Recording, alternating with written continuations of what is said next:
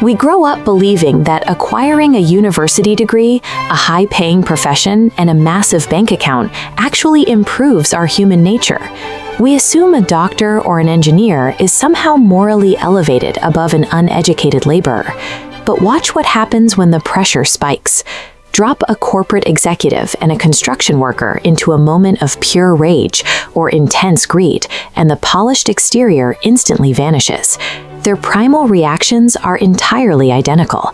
You can see this failure of intellect at the highest levels of society. The most highly educated bureaucrats, lawyers, and industry leaders regularly orchestrate massive tax fraud and accept daily bribes. Their advanced degrees offer zero protection against basic greed. Look at the sprawling network exposed in the Epstein files. Here you have the wealthiest, most highly credentialed minds in the world, politicians, scientists, and financiers, operating entirely on uncontrolled lust and predatory instinct. When pushed to the brink of desire or anger, the neural circuitry of an illiterate man and a billionaire fire in the exact same pattern. Formal education, as we define it, does not rewrite our core behavior. This massive blind spot in the educated mind is not a modern societal glitch. Ancient philosophers recognized it as a built-in structural defect of human biology. Thousands of years ago, the Bhagavad Gita laid out a very clear diagnosis. It identified kama, which translates to deep desire or lust, and krodha, meaning anger, as internal enemies that actively suppress and cover up a person's true knowledge. Modern psychoanalysis arrived at the exact same conclusion. Sigmund Freud argued that adult human drives are tightly anchored to base adolescent desires. No amount of intelligence or schooling deletes that primal wiring, so we are left with a massive problem. If reading books, passing exams, and accumulating wealth cannot protect us from our own animalistic impulses, what actual mechanism is required to make a human being truly conscious? To answer that, we have to map out the hardware nature gives us, starting with the first brain. This is the intellect located in your head, the biological server that processes logic, passes academic exams, and builds up your sense of ego. But this biological server has a severe emotional bottleneck.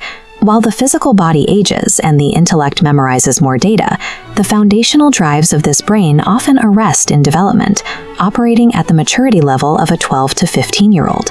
Instead of overriding our base impulses, this highly capable first brain acts as an accomplice. It uses its massive processing power to cleverly calculate, rationalize, and justify those adolescent desires, turning raw greed into complex corporate theft. The first brain is essentially a high-speed computer running primal, outdated software. It makes us incredibly capable, intelligent animals, but it does not make us conscious humans. The actual physical driver of our behavior sits lower in the body.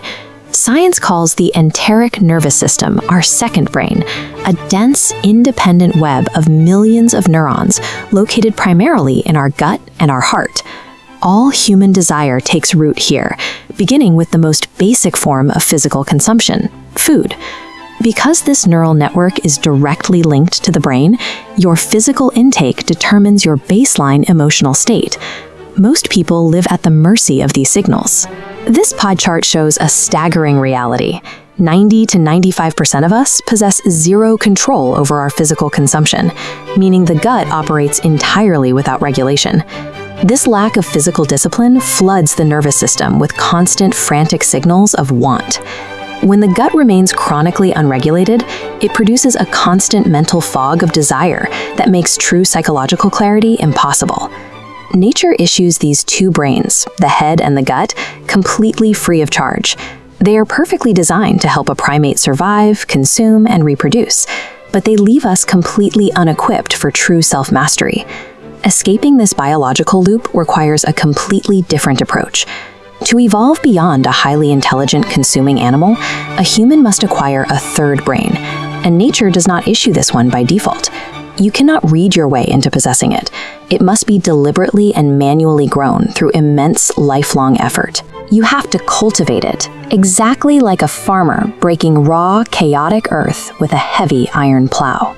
The third brain represents the active mechanism of absolute balance.